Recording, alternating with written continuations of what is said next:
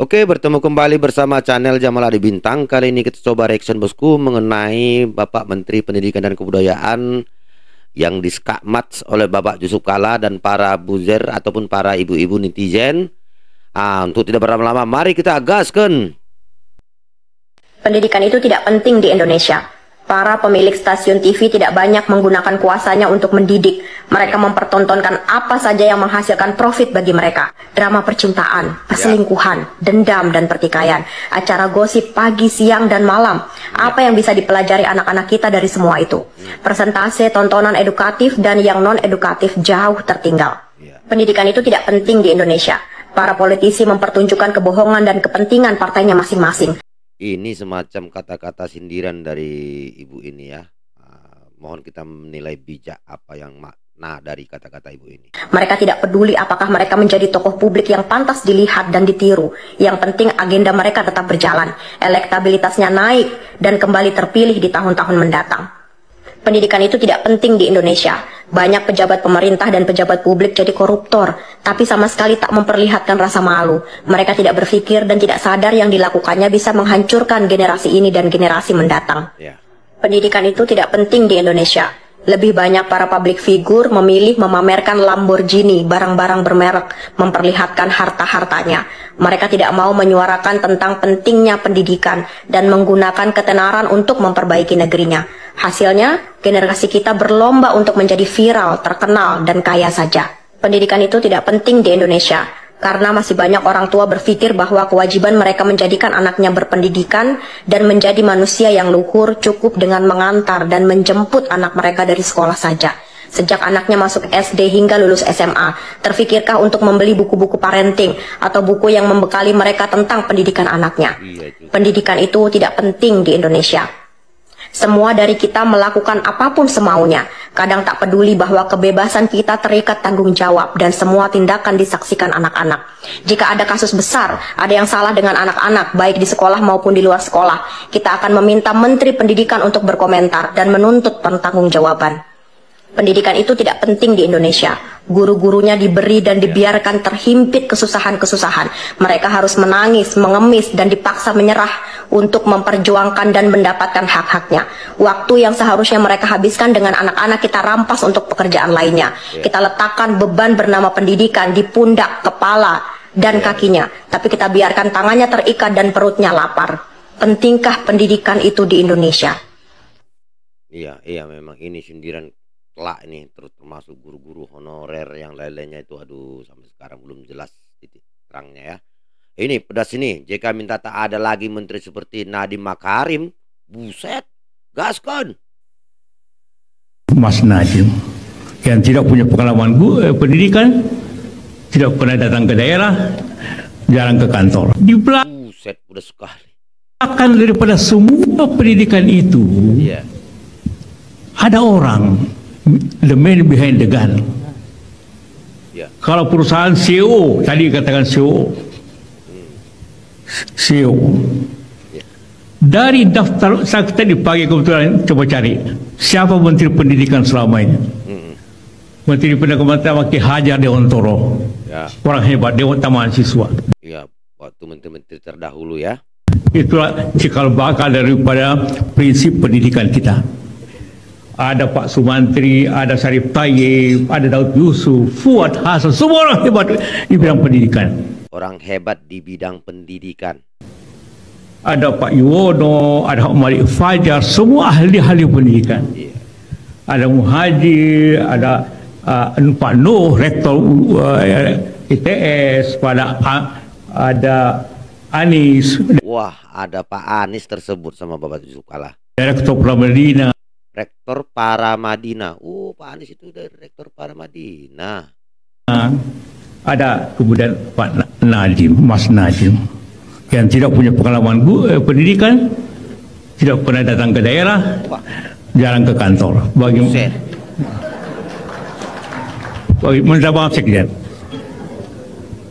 Bagaimana bisa?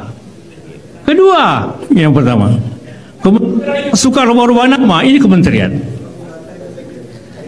Mula-mula Kementerian Pengajaran, Kementerian Pendidikan, Kementerian Kebudayaan, ada Diknas kemudian sekarang peringkat panjang.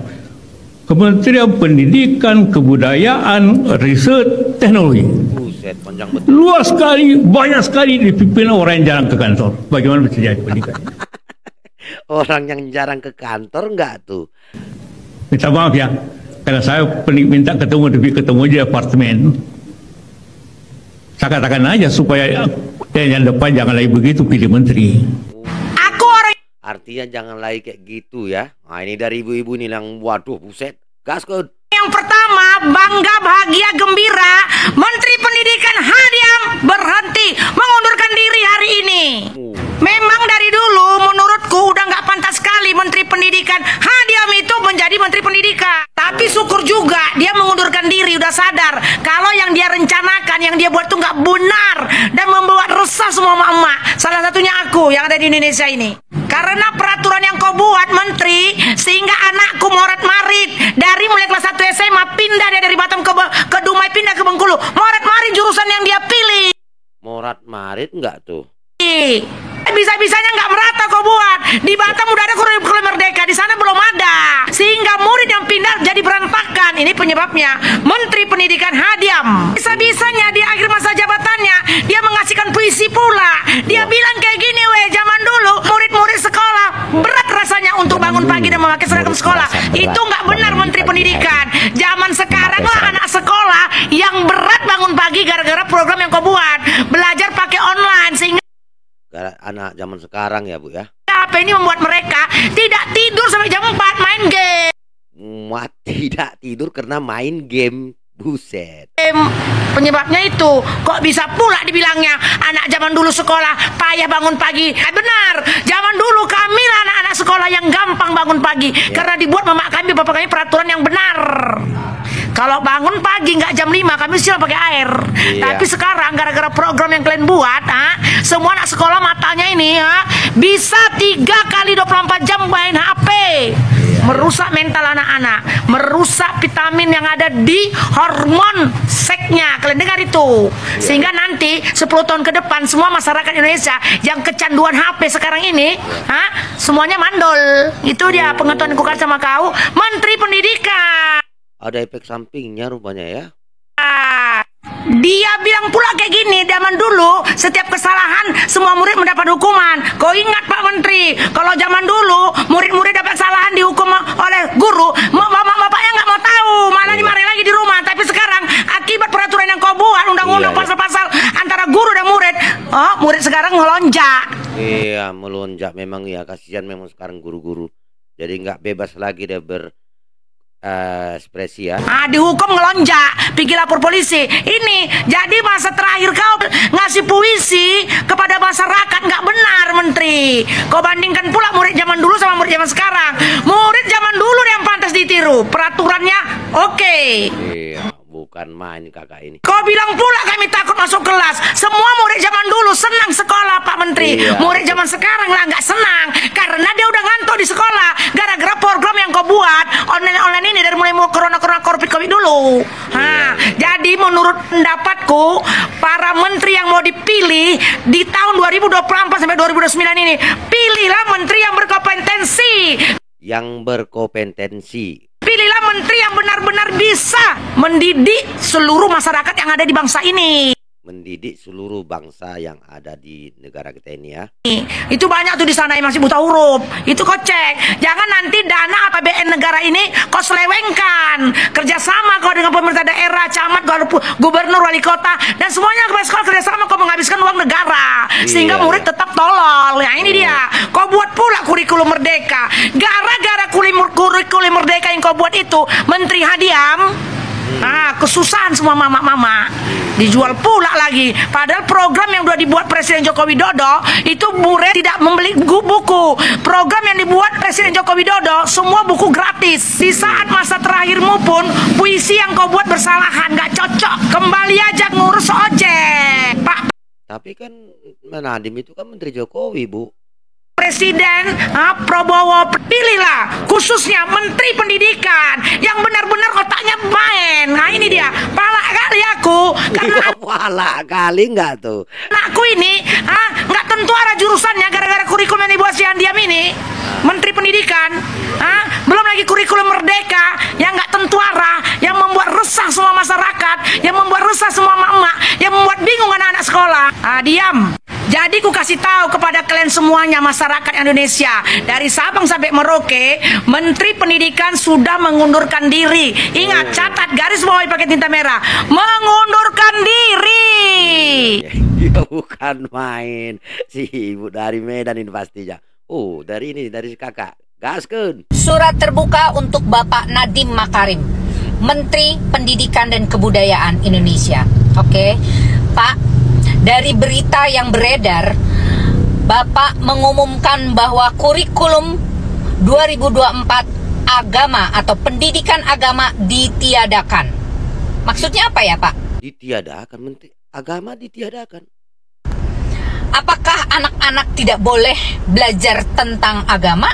Ya. Atau bagaimana? Itu bagian kurikulum yang penting kalau menurut saya. Nah, dari situ akhlak apa kan dari agama semua.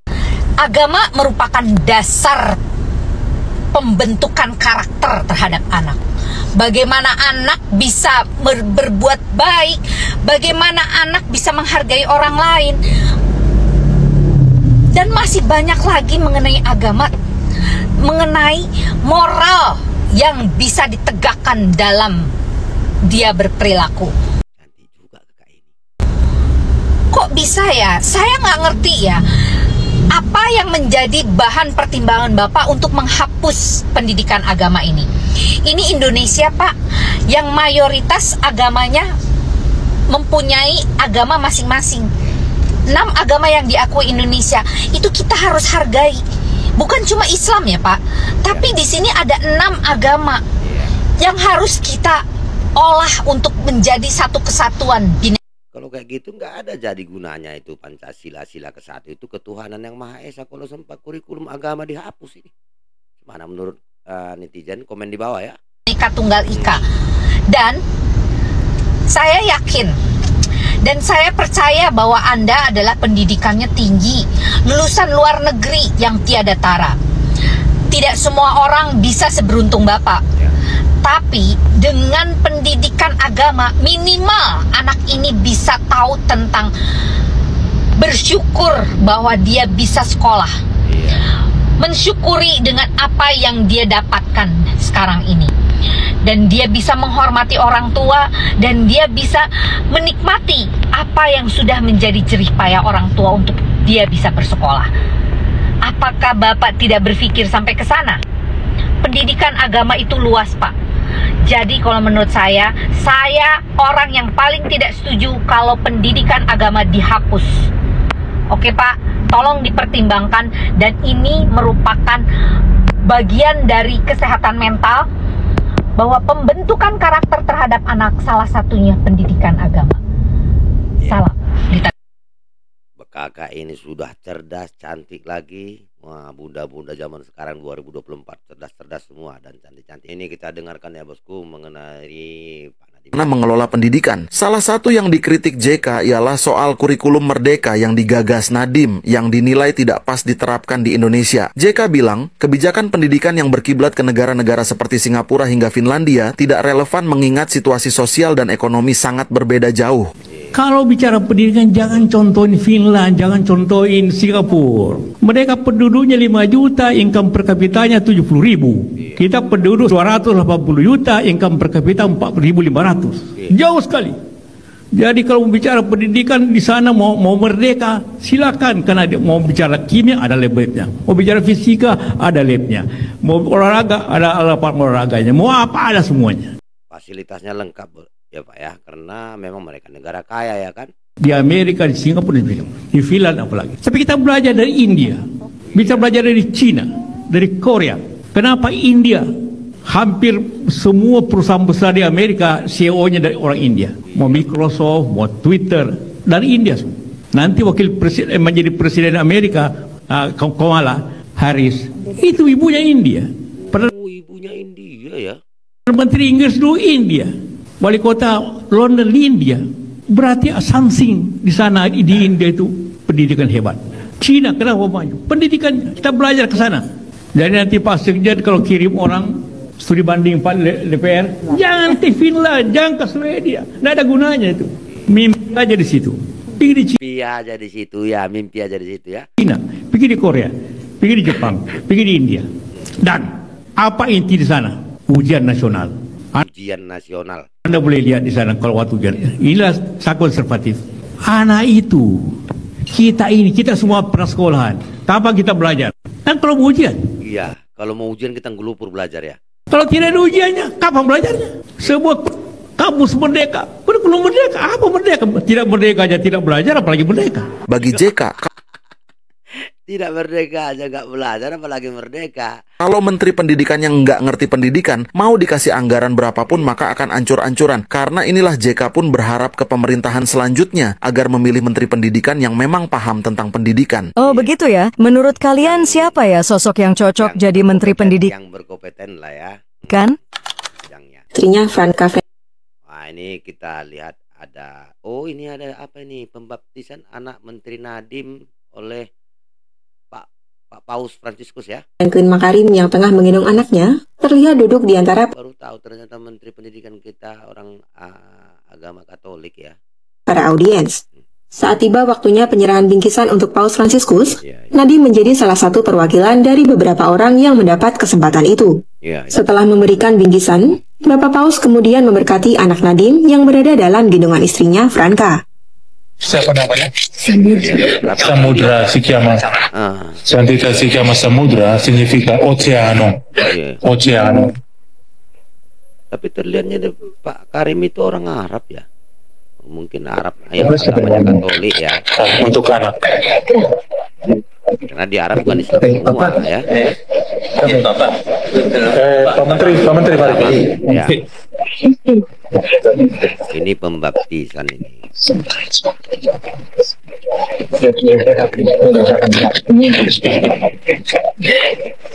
Oke, demikian dulu reaction kita bosku. Semoga video-video ini bermanfaat untuk kita semua dan jadi pembelajaran bagi kita semua.